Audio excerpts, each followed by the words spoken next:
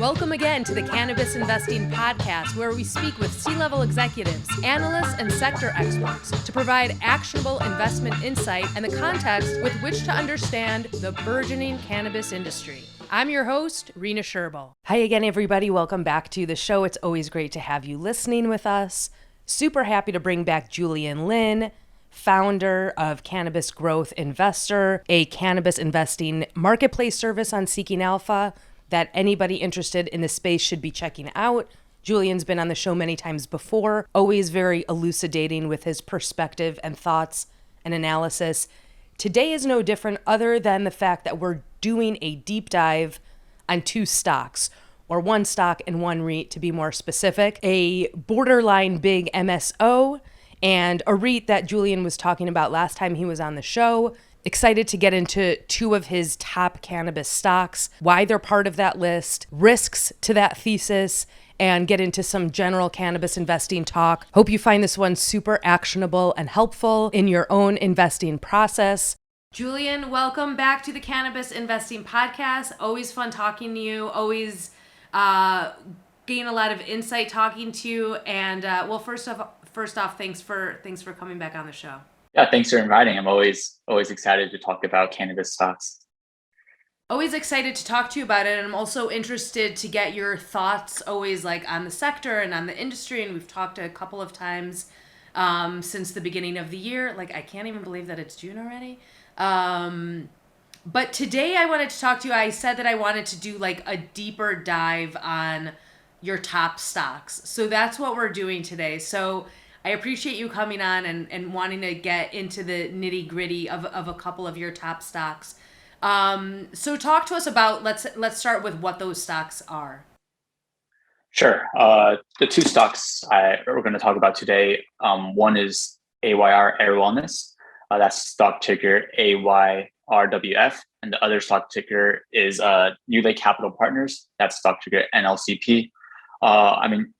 I could have talked about two different multi-state operators because right now I think that's where the most compelling valuations are. But I think for the sake of interest, I included NewLake Capital Partners, which is more of a cannabis REIT, just to make it a little more interesting. In terms of kind of showcasing a different side of the industry that doesn't necessarily get talked about with a lot of knowledge about that specific part of the sector? Absolutely. And just because I think even though they're all in the same cannabis industry, they get impacted differently by different regulatory reforms or they get impacted differently if regulatory reforms don't get passed. So I think both are critical, like this kind of investing in the REITs and investing in the MSOs. They're both important for a complete cannabis portfolio. So talk to us a little bit about that. I guess in terms of, before we get into each specific stock, into the REIT, what would you say is in general kind of your advice to an investor in the cannabis space, a cannabis investor, looking at a portfolio? Like, we're talking about your top two stocks, but what would you say is your advice for a complete portfolio? Sure. I think that definitely want to realize that the cannabis sector is not only the plant touching operators, but of course, at the same time, when valuations get this distressed for those MSOs, I think the valuations should also still drive how you allocate in the sector. For example, I don't think it really makes sense to be allocating very heavily, to the ancillary companies when the MSOs are trading at, sometimes 3x, 4x EBITDA based on 2023 estimates. At the same time, it does make sense to have exposure, to names like NewLake Capital, because it's going to, this is a name that could do well even when the MSOs don't do well. Right. And more importantly, it could do very well. I'm not really a fan of investing just for the sake of diversification. So you got to make sure the upside's quite high, and it's quite high at NewLake Capital Partners. So talk to us a little bit about the upside, or a lot of it about the upside. What are some of the things that you like about it? Or what are the main things that you like about it? Yeah, so starting with NewLake Capital Partners, So just a little background, this is a cannabis real estate investment trust, short for REIT. Basically what they do is they mainly own warehouses, or not warehouses, like cultivation facilities for cannabis operators. They also own some dispensaries. And the way this works is that NewLake Capital Partners is a landlord. So they own the underlying property for these assets, and then the customers, the tenants, pay rent or pay lease payments on these assets. And their customers include the top names in the sector. They're including names like Curaleaf, Columbia Care, TruLeaf, PharmaCann. When you go through that tenant list, it's a very, very high quality list, arguably higher quality than the elephant in the room, which is Innovative Industrial Properties. That's IIPR. That's the most well-known cannabis REIT. And the way this business model works is that because the cannabis operators, the MSOs, they have limited access to capital, which also means that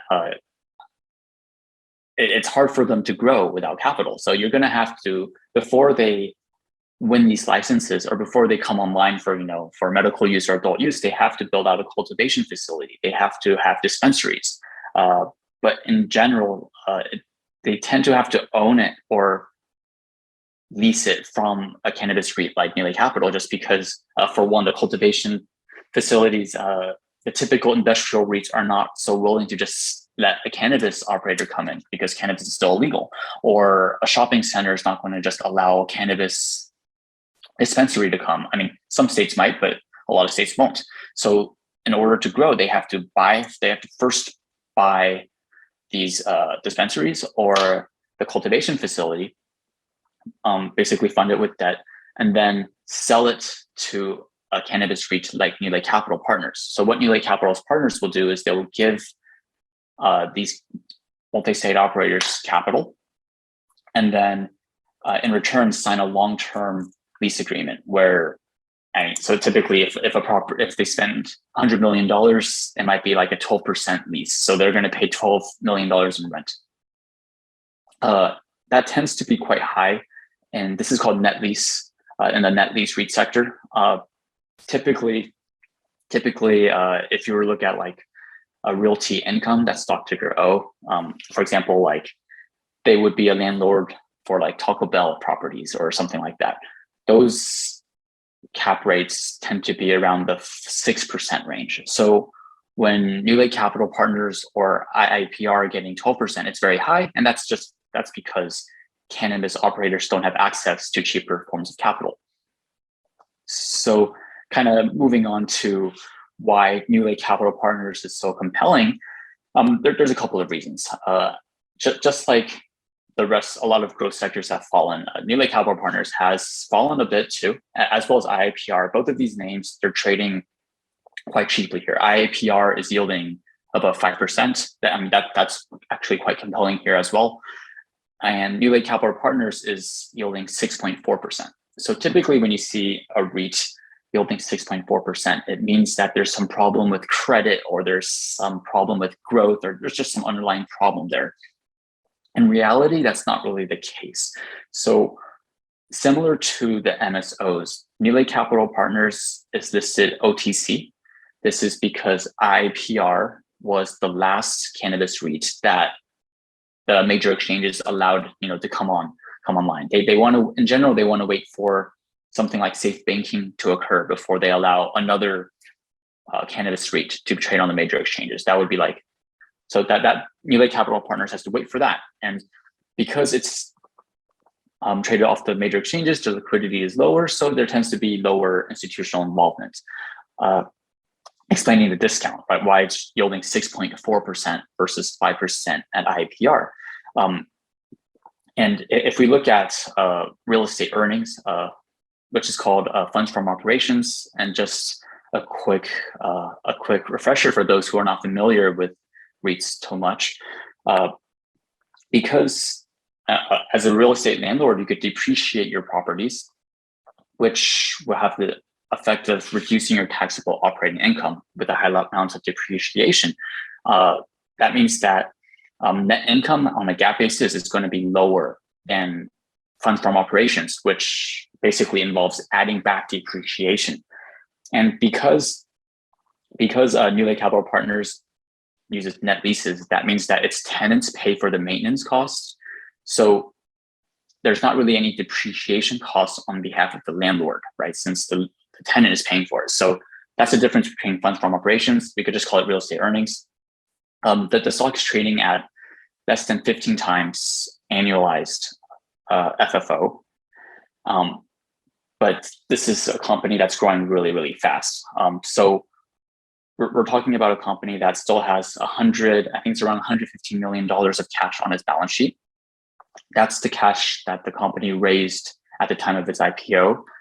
Management expects, and there's no reason to not expect this, they expect to use that to invest that capital quite soon, right? And considering the current environment where interest rates are rising, stock prices are low in the MSO sector, sale and leaseback transactions are very, very appealing. It's perhaps the best way, one of the better ways for MSOs to raise capital in the current environment. So just running some math, right? So right now they're trading around 14.8 times FFO. Once they invest, this is just using the IPO proceeds of $115 million, that's going to increase their bottom line by, I could bring it up around here, by about 34%, right? So you get around 34% growth, and that should happen this year alone, right? This is just from that $150 million in proceeds. There's no reason they couldn't do more. In fact, they recently secured a revolving credit facility that gave them some more access to debt capital at a 5.65% interest rate. So this is a company that, given the current environment, is going to be able to invest a lot of assets at really high rates of return, and it's going to continue to do this until safe banking or legalization happens. But that kind of brings us to another interesting point where some people might think that NewLake Capital Partners or IAPR, they're trading cheaply because safe banking there seems to be some hope that safe banking passes this year. Of course, as cannabis investors, we know not to hope too much for such a thing, but the stocks seem to be implying that. But I think there's some confusion regarding how safe banking will impact names like IPR or NewLake Capital Partners. So the simplistic thinking is that it's going to crush these names because they're not going to be able to invest at such high yields anymore. In reality, it's not that simple, right? So first, if safe banking passes, the way I look at it is that it might allow the multi-state operators to refinance their debt at lower interest rates. And that's helpful, but it actually is going to help the cannabis REITs even more because it's going to enable NewLake Capital Partners to raise a ton of debt. And I estimate they could raise around $1 billion of debt at low interest rates, right? So there's a huge difference between being able to refinance some debt and just raise a ton of debt. And furthermore, what's going to happen is that essentially their tenants, NewLake Capital Partners tenants, are going to become even stronger credit profiles after safe banking passes. What you get is their cap rates on acquisitions will drop, right? Maybe it'll drop to around 8%, 10%. But at the same time, the credit profile of their tenants increase. They're going to be able to take on more leverage. They're going to have more liquidity. I think safe banking actually will be a catalyst for names like NewLake Capital Partners or especially IAPR, because I could see them trading more in line with industrial REITs, which are the landlords of warehouses. And this is just because NewLake Capital Partners has these built-in annual lease escalators around 2.5% or 2%. So when you have that kind of internal growth built into the operating model, it's going to justify a big premium on FFO. Is there any concern with safe banking passing that the tenants will go elsewhere? that they'll look to banks, let's say, or something like that?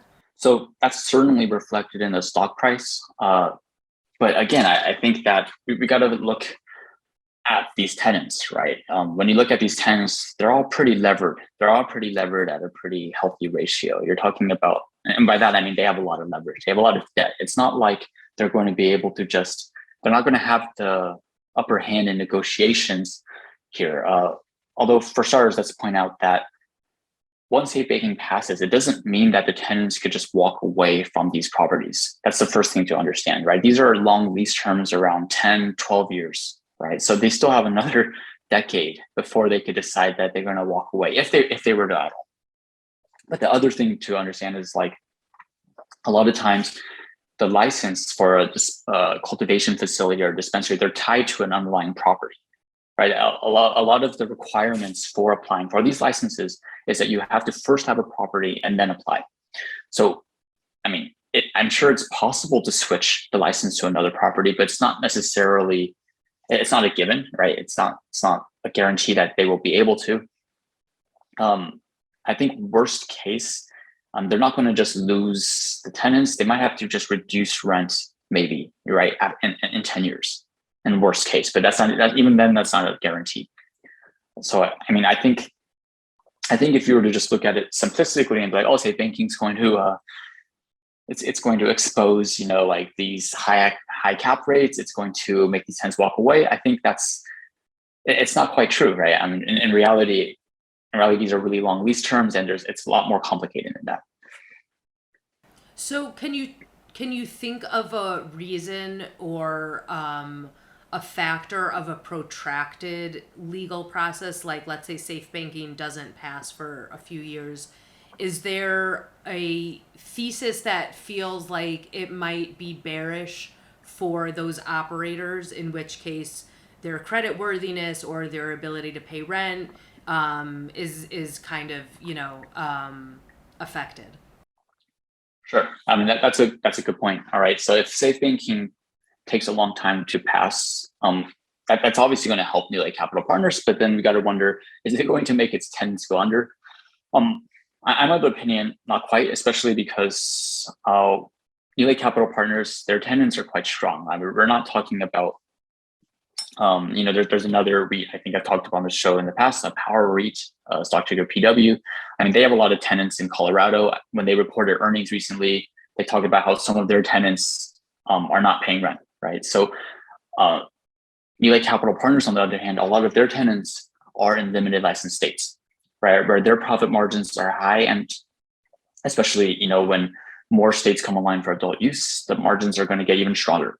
So I view it quite interestingly that, sure, safe banking or legalization for the multi-state operators would be kind of an immediate boost to both the margins as well as the stock price, probably. But the longer safe banking takes to pass actually would arguably enable these strong top operators, the multi-state operators, that is, to compete on an unlevel playing field with the smaller operators, right? Like, if you're trying to compete nowadays with the large operators, you have to find a way to bank. You have to find a way to raise capital. It's not going to be so simple compared to operators that already are doing that. So I'd argue that the longer safe banking takes to pass, it actually strengthens the credit profile long term of NewLake Capital Partners tenants, just because they're able to take greater market share. They're able to keep growing kind of uninhibited indefinitely. So that's perhaps a contrarian take on why delayed legalization is helpful, not just for NewLake Capital Partners, but also for those multi-state operators. And speaking of delayed legalization, are you hearing it? We talked about this, I think, last time you were on, and we've talked about this a bit with NewLake Capital, and they've talked about this on earnings calls about the talk of uplisting. Have you heard anything? Do you have any thoughts on that process? So I think news around legalization is very cyclical. Every 3 months or so on Twitter, you're going to hear people start talking again about the next potential way that safe banking or legalization happens. I think that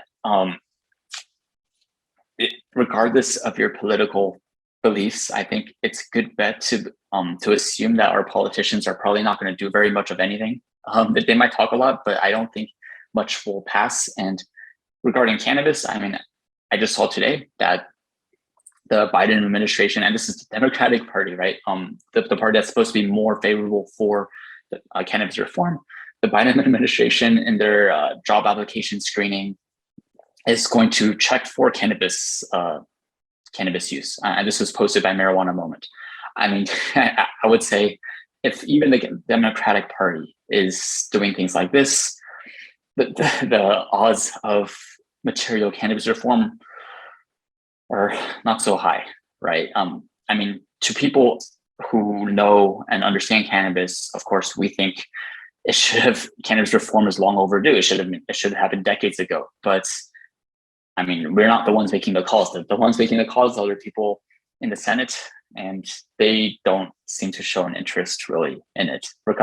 So I would love, if safe banking passes, I think that would be great for the industry, great for safety. It would be great for investors, but I don't think we should be counting on that. Specifically with NewLake Capital, like wanting to go to a more major exchange, do you have any thoughts on them specifically? Yeah, so the interesting thing with these REITs is that when their stock prices are higher, they're going to have stronger growth rates just because they're able to issue stock to acquire more properties. It becomes quite easy. So the higher growth rate helps to offset the higher valuation. But when the stock prices are lower, the growth might be slower just because, for one, I mean, you may not want to issue stock at a low valuation. But the other thing is, even if you were to do that, the properties you acquire will not be as accretive, right? Because you're issuing a higher cost of capital. But the thing, and NewLake Capital Partners has mentioned that they're discussing, but I mean, again, I wouldn't count on them uplisting. I definitely wouldn't invest based on that thesis. But I think one thing to consider for sure is that even with their stock trading where it is, right? And it's trading around 15 times FFO, or maybe 11, 12 times FFO after they invest their cash on hand. They could theoretically use a combination of internally generated cash as well as issue a little stock at worst case, and it will still be accretive to their bottom line just because of how high the cap rates are in the sector. So, and it just goes to say that the stock is priced for no growth. That's what you think when you think of a 6.4% dividend yield. I mean, for example, like in the net lease sector, the only other REIT that might trade at a 6% yield might be like a WP Carry, and that company's growing at like a 2% rate, right? And a NewLake Capital Partners, in comparison, should do at least 30% every year for a while, right? So there's a huge disconnect here in terms of what's implied in the growth, but implied in the stock price versus what is actually going to happen here. So let's switch gears to one of our favorite multi-state operators, I suppose, AYR Wellness. We've had Jonathan Sandelman on, the CEO. We've had him on a few times on the show. We've talked about AYR Wellness. I'm personally invested in that stock. Not doing very well, but talk to us about why you like that stock and why you like it specifically now. Yes, AYR Wellness is one of my larger positions in the cannabis sector. And this is a very interesting one. So I just wrote a piece for Cannabis Growth Portfolio subscribers. The title is AYR Wellness is a call option on US cannabis. And the idea here is to explain why AYR Wellness, why there's so much volatility in the stock price. So as we know, there isn't really any way to buy call options on individual operators in the cannabis sector just because they're not listed on the major exchange, and OTC tickers don't get options. You could buy options on on the ETFs, but I mean it's not quite the same thing. And I mean, but before we talk about, I guess really a valuation discussion, we just kind of discuss AYR Wellness again. So the current stock price is very low. The stock's trading around 2.8 times 2023 estimates for EBITDA. The stock's trading, the way I view it, the market seems to think it's very risky, right? It's looking at the high debt load, and it definitely has a high debt load. It has like $300 million of net debt. And that's comparable with tier one operators. Like it's the amount of debt they have is very similar to the larger operators. So yes, there is some elevated risk here. And the implication is like, oh, this is going to be a name that just has a lot of debt, doesn't execute well. So there's a really low valuation. But I think the market is missing the fact that AYR, they have a history of strong execution, right? They're one of the top operators in Nevada. Their current footprint is filled with limited license states, right? So like if you can just think logically, it makes sense to believe that their margins will increase dramatically over the long term as their as more states come online for adult use.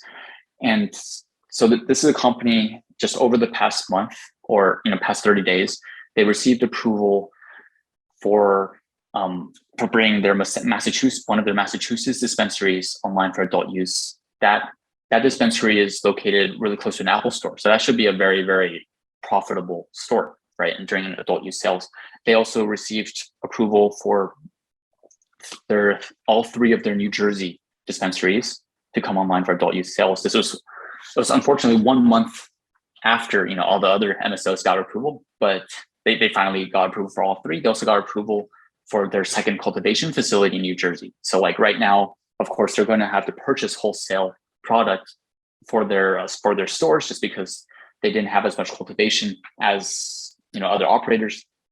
But once they build out that second cultivation facility, they're going to be able to increase margins even further in New Jersey. And so those are some near-term growth catalysts for AYR Wellness.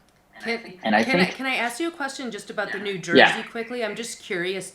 Do you have thoughts on the delay there? Like why that was delayed? Do you feel like it's a negative? It's a negative reflection on them. Yeah, great. I actually was thinking about. Okay, sure. So I guess two things on New Jersey. The first one would be just the general delay, just how it took so many months for New Jersey to come online. I've seen a lot of talk on that, on Twitter, kind of blaming a Democratic regime for that. But in reality, I mean, I think we have to remember that cannabis is a medicinal product. And I think it's a legitimate concern to make sure that the current medical customers in a state will still have access after something comes online. And you kind of just look at New Jersey right now where things are selling out. There's long lines. I mean, I think it's pretty clear that it probably made sense to wait a little to make sure there's enough product for both adult use and medical. But anyways, but regarding AYR, why did they miss out on the first month? I think it's related to that. It's the regulatory commission in New Jersey has been consistent. They said that they wanted to delay adult use sales for everyone until there's enough products. I'm not sure that really succeeded. Just considering the strong business, but based on that narrative, it makes sense because it makes sense for AYR Wellness to miss out that first month just because they didn't have that much cultivation in the state to begin with. So I mean, just kind of mathematically, it makes sense that they're probably they didn't have enough product, to supply their stores in that first month.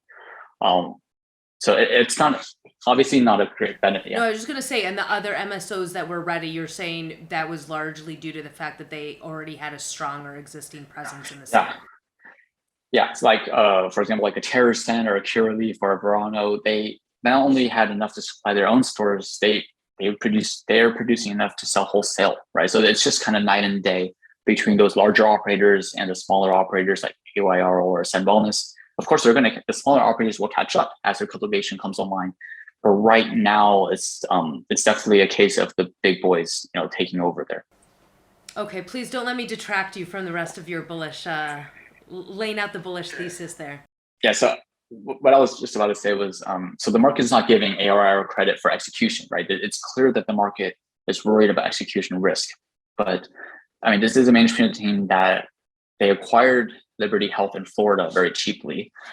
And arguably they've done a wonderful job there, right? Liberty Health, they've gone from being one of the subpar operators to I wouldn't say one of the top operators, but there's this huge improvement. I think Jennifer Drake, the chief operating officer at AYR Wellness, has recently said that they doubled the cultivation yield in Florida, right? So here we're seeing an operator, they frequently, maybe perhaps a little too frequently, talk about how good they are at growing cannabis and how good their quality is. They like to talk about how it's not about the box, it's about what's in the box. But I mean, not only do they talk, it is showing, right? It is showing in their performance. And I think the market is underestimating, the execution ability of this team. And I mean, I've talked before about how bullish I am on Florida, right? This is a state where the medical market is very profitable, but it still only represents 2% penetration, right? So once adult use comes online, it opens up the market to 20% of the population, right? So of course, it's not going to grow 10x overnight, that legal market, but the addressable market increases 10x once adult use sales happen. And then, of course, once normalization happens, it gets even more. So I think AYR provides exposure to Florida. But let's return to discussing why I view it as a call option. So it really comes down to the two factors. One is how much debt is on the balance sheet, which ironically could be a positive when we're thinking about upside. And the second thing is just overall undervaluation. So with regard to debt, right? So at current prices, about half or, like a big chunk of the enterprise value comes from debt. And when you think about, if you think about like projecting upside, where you're just like, oh, okay, this current stock's around 2.8 EBITDA, and you think that it's going to get to like, you think it's going to get to 5 times EBITDA, right? If you just look at 2.8 and 5, you might think the projected upside is around 79%. That's just kind of doing 5 divided by 2.8. But in reality, the projected upside is higher. It's around 128%. The reason is because the upside value doesn't accrue to the debt, it accrues to the stock, right? So when you have the debt making up so much of the enterprise value, it leverages the stock position, right? Hence why I view it as a call option. So, but the other thing is just because of how cheap it's trading, right? So here's an example. Curaleaf's trading around 7.8 times EBITDA, and this is all 2023 numbers, and AYR is trading around 2.8. Given a couple of years, AYR's footprint's going to be built out. There's not going to be the execution risk just because everything's done, right? They've proven they've hit their numbers or come close to hit their numbers. There wouldn't be reason for their stock to trade the execution risk.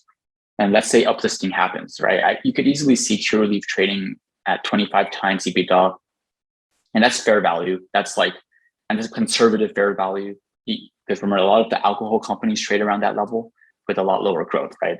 But this is just for the sake of math, right? So if Curaleaf were to trade up to 25 times EBITDA, then it would have around 190% upside. That's pretty good, right? 190% upside is nothing to sneeze at. But if Curaleaf was at 25 times EBITDA, I mean, AYR Wellness, I mean, it's not going to trade that much lower. It's going to trade perhaps, I mean, even if you give a huge discount and say AYR trades at 15 times EBITDA, right? Although it's arguable that you really shouldn't be assigning a huge discount, just because enterprise value already accounts for that. But let's say there's a huge discount, right? A 60% discount on like EBITDA. AYR would be trading at $47 per share. That would be 700% upside from here, right? So what you're seeing is, because AYR has so much debt in that enterprise value and it's trading so much cheaper than some of the more richly valued tier 1 operators, it's presenting a lot more upside. exponentially more upside, right? Than those tier one operators. So here's what that means. I mean, to me, I think when you're investing in the cannabis sector, we got to acknowledge, especially among that multi-state operators, that there's a considerable amount of risk, right? This is not the same as if you're buying a Google or an Amazon, right? This is just a totally different level of risk. So when you're investing in the sector, you really got to make sure you're getting the right amount of potential return for your capital, right? So I think, I mean, obviously everyone could do things differently, but I think it might be perhaps a little misguided, right, to be trying to invest mainly in the blue chips when they're offering only like 190% upside, when something like AYR is offering 700% upside to a much lower target. You could potentially lower your risk of your portfolio. Instead of investing so much in a Curaleaf, you can invest less in AYR and still get all of the potential upside with less invested capital, right? So there's many ways to look at that. But the main idea here is that when the discount is this much, right, it really makes it worthwhile to increase your risk tolerance and the amount of risk you're taking, because the amount of increased upside here just, in my view, justifies it. And would you say that amount of upside, the justification there, and kind of, you talked about kind of qualifying, I would guess, their high debt, which is what some detractors point to as being too high, their debt level. Do you feel like that's some of the discounted valuation comes from that misunderstanding? Sure. So let's talk about some of the risks here. I mean, obviously, when the upside is so much higher, it's not going to come without some additional risks. So yes, AYR has a lot of debt, but at the same time, right, when you look at their portfolio, these are all limited license states, right? So it makes sense to believe that margins and growth are going to be quite strong as these states come online for adult use, right? And again, and that's already happening. They're going to start in New Jersey quite soon. They're going to start in Massachusetts quite soon for adult use sales. So that's going to help them support that debt. And even without all of that stuff, I believe their debt to EBITDA is around like 2 times. So it's true that they're high in the sector, but it's still quite reasonable, like when you compare to like alcohol companies.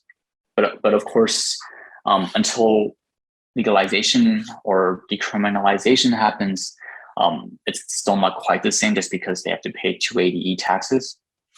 But my point here is that, the stock price is definitely implying that the debt is a huge concern, but I'm just saying let's not overstate it there. But I think perhaps one overlooked risk at AYR is that their management team is not really founder-led. So they don't have nearly as much insider ownership as any of the other operators. Like when you look across the US cannabis space, typically you see unusually high amounts of insider ownership, right? We're talking about like 10, 15, 20% insider ownership at like Verano, TrueLeaf, Curaleaf, Columbia. All these names are founder-led, and the insiders have huge stakes, huge skin in the game. AYR, unfortunately, is not really the case. If you were to include warrants, the CEO of AYR has maybe 6% of shares outstanding. And I guess another thing to consider is that even though AYR is fairly small, I mean, they're not really shy about paying their executives very rich base salaries. They're getting paid, $400,000 a year. That's more than some tech companies. So the compensation here is really big. I would say if AYR didn't have the limited license portfolio it did, and if they didn't have the track record, there would be enough red flags, to say, okay, the valuation is justified based on, the risk compared to other peers. But I think there isn't yet reason to think that this management team is not aligned with shareholders or is not going to execute, right? I mean, everything they've done in the past couple of years have supported the case that they're doing a good job. And I definitely see this valuation disconnect disappearing over time, just as more of their assets come online for adult use and more of the cultivation facilities come online, boosting their margins. It just doesn't, it wouldn't make sense for AYR to continue to trade so cheaply, once the execution risk disappears, right? What are your thoughts on the lack of insider ownership and the high compensation? So, of course, when you're not founder led, and because AYR was like more of like a SPAC and kind of more, it wasn't founder led, like as other peers. Of course, insider ownership is going to be less. So from that perspective, it's understandable. The main issue is if you have to wonder if the company or the management team will be more concerned about just paying their cash salaries versus trying to get their stock to do well. That's the risk. It's not a given though, right? Because this company is still, that they're still hustling. They're still working hard on. They've done a lot of really smart acquisitions, right, over the past couple of years. Remember, this was a no-name company just 2 years ago, and now it has this footprint spanning New Jersey, Illinois, Massachusetts, Nevada, Florida. It's quite impressive, right? So it's more just it's a potential risk. It's a potential possibility that just because their compensation is high, insider ownership is low, it's a potential risk that there might be misalignment, or they might act not fully aligned. But that hasn't played out, so it's not necessarily a risk we need to worry about yet. And you talked about the smart acquisitions. What are your thoughts on the Liberty Health acquisition? You mentioned what Jennifer Drake said. How do you look at that? Because there's also some kind of complaints about that integration or whether they should have bought it in the first place. But there's also another side about it succeeding in a state that has kind of more room to grow. Interested to hear your take on it. Well, I think considering that there's so much anger from Liberty shareholders about the acquisition, that actually probably indicates how good the acquisition was for AYR, right? So but if AYR was able to get it at such a dirt cheap valuation, that's obviously very beneficial for shareholders of AYR, especially now we're getting AYR at a lower price than the stock was trading, back then. Liberty Health was not the best operator. It's going to take time for AYR to improve things there. I forget. I'm not sure if they've already done the full conversion, but I remember CEO Sandeman was talking about how they were waiting to change the name of all their stores in Liberty out in Florida to AYR only until the quality met their standards, right? So it's going to take some time to make sure the quality is up to par and they can compete in Florida. But I think it definitely made sense to get something like Florida, right? I assume Florida is a cash cow for AYR at this point. It makes sense to have these kind of states to help fund cash to build out growth in other licensed states. And again, with Florida, I think the market is just totally underestimating the opportunity there, considering that it's a huge population, the medical market, it's so successful, and there's so much tourism. I think the quote was like around 100 million tourists every year go to Florida, outside of the pandemic, of course. And so this is a state that should be a huge profit driver for those MSOs in the state, but the market is sleeping on it, right? And AYR has a very meaningful presence in Florida. Once I expect, once as they get more cash from like a New Jersey or Massachusetts, they're going to be able to build out even more dispensaries in Florida. So it's I definitely view Florida as being a crucial part of that thesis for AYR. And would you say that there are any kind of takeaways from their recent earnings report that either you feel like it's important to highlight or you feel like investors aren't paying enough attention to, or anything noteworthy there? Yeah, so I think across basically all the earnings calls, margin has been an issue.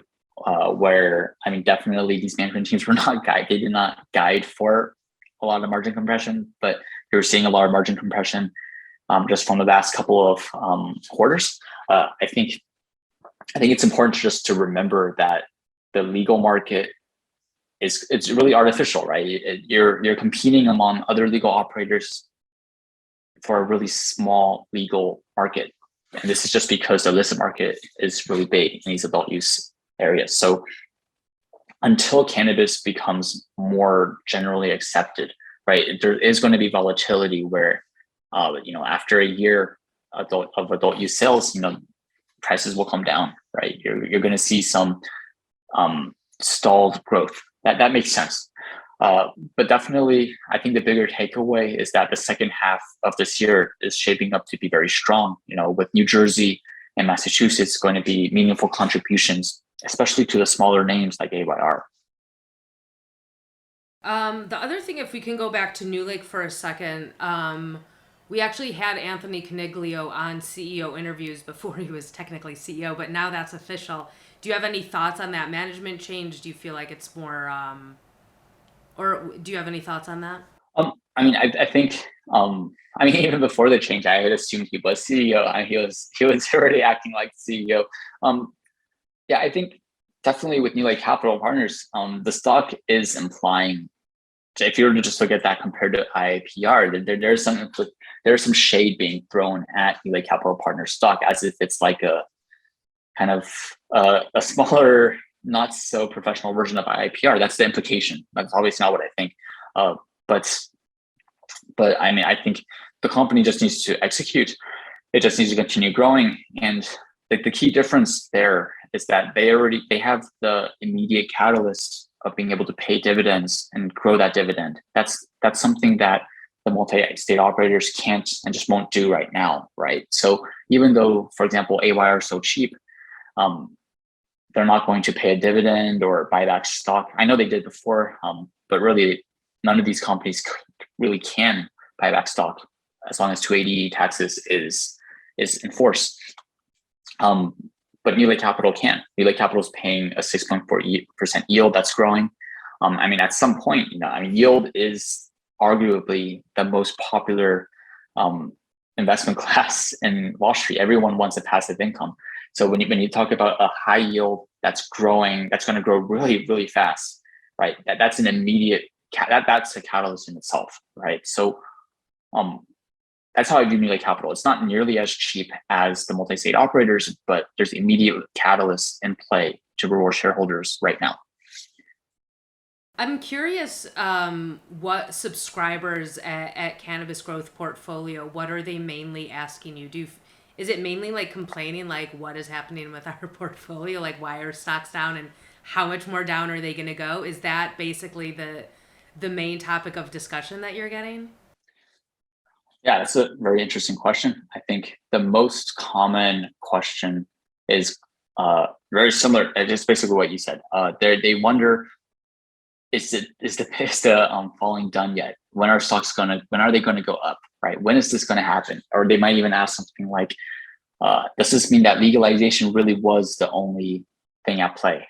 Right? Since the stocks keep going down, the financials seem good. Why did the stocks keep falling? It's very natural to be asking these things, and it's hard for me. It's definitely hard to explain. But really, if you got to view this with a sense of patience, right? Like if we have this opportunity to keep buying these stocks at a low valuation, right? Like if you were, let's just set up a situation where you could be locked up in a room, and the room, is going to spit out a $10 bill, every 30 minutes. That's creating value. You get this opportunity, or let's say you're able to buy the $10 bill for $8, right? And you can keep doing that. If I were to present this situation, you're going to want to be locked in the room for as long as possible. You're going to want to be able to buy as much of those $10 bills for $8 for as long as possible with as much capital as you can. That's easy. That's easy to understand. But when you talk about stock prices, then people, they suddenly think about it differently. They start thinking about, the stock prices keep falling. Oh, it's taking too long. They don't realize that the lower the price is, the more value they're getting, and the longer it takes, the more capital they're able to put in the sector, right? So, I mean, obviously, maybe it's all sounding like glass half full. Nobody likes that kind of perspective, but this is true. And then when you just think about mathematically, I guess another big argument I can make is that if cannabis stocks were to go up right now, right, and you'll get some upside, that's great. You have to think about where you're going to invest that capital. I mean, okay, I do like tech stocks, but besides tech stocks, right? It's not going to be so easy to find other stocks with that kind of ROI, right? So, in general, you want to be buying compounders that compound your value over the long term, because it's not any individual year that makes a lot of money for you. It's going to be many, many, many years of compounding that makes the biggest return. So yes, I mean, if cannabis stocks were to go up, if uplisting were to happen and institutional comes in, the multiples probably expand to around the 20, 25, maybe even more. But probably right now with the bearish sentiment and growth stocks, you're probably talking about 20 times EBITDA. AYR goes up, 700%, you make a ton of money. But if we were to wait, you're still going to get a very similar multiple expansion there, but it's going to be off a higher base, which means that you're going to make even more money just because it's more projected upside. And I think there's a saying that says the best thing, you have to wait for the best things, right? The best things take a long time. I think this is definitely one of those situations. I would be more concerned if we start seeing cannabis operators raise a ton of stock at these levels. If that were to happen, then you might have to start wondering, okay, I could see the low stock prices hurting these names, right? Because obviously if they're having to dilute at these low levels, that will hurt. But that hasn't happened in the US cannabis sector, not from the top operators. That has happened recently in Canada, right? With Aurora Cannabis doing a bought deal with a ton of warrants at like all-time lows, or at least at recent lows. That hurts the Canadian shareholders, but that's not happening at the US cannabis names just because they're having strong profit margins. So yeah, I think the way to view it is there's higher projected upside from a growing fundamental base, as well as us being able to put more money in the sector. I think you got to view it that way, and it will definitely be. Not definitely. It will be better for the portfolio to have greater upside from greater amounts of capital. That's how I view it. That's good food for thought, Julian. I appreciate you coming on. I feel like I'm excited to re-listen to this before I release it and just kind of pick up all the good nuggets as a shareholder for AYR Wellness, and also just kind of like ways to think about REITs in the space. And I think it's good for investors that are so worried about what's happening to their capital, when's it coming back, to think about ways to get kind of a little bit more passive income from the sector. Really great stuff, Julian. Thanks for coming on. I appreciate it. Thanks for having me on. I always love talking about cannabis stocks. Thanks so much for listening to the Cannabis Investing Podcast. Subscribe or follow us on Seeking Alpha, Libsyn, Apple Podcasts, Spotify, or Stitcher. And we'd really appreciate it if you left us a review on Apple Podcasts. It helps other investors find our show and makes us feel fantastic. If you have feedback or questions, we'd love to hear from you at RENA plus CANPOD at seekingalpha.com. That's RENA, the plus sign, CANPOD at seekingalpha.com. Nothing on this podcast should be taken as investment advice of any sort. I'm Long Trueleaf, Chiron, Isracan Biosciences, the parent company, AYR Wellness, and the ETF MSOS. Subscribe to us on Libsyn, Apple Podcasts, Spotify, or Stitcher. Thanks so much for listening, and see you next time.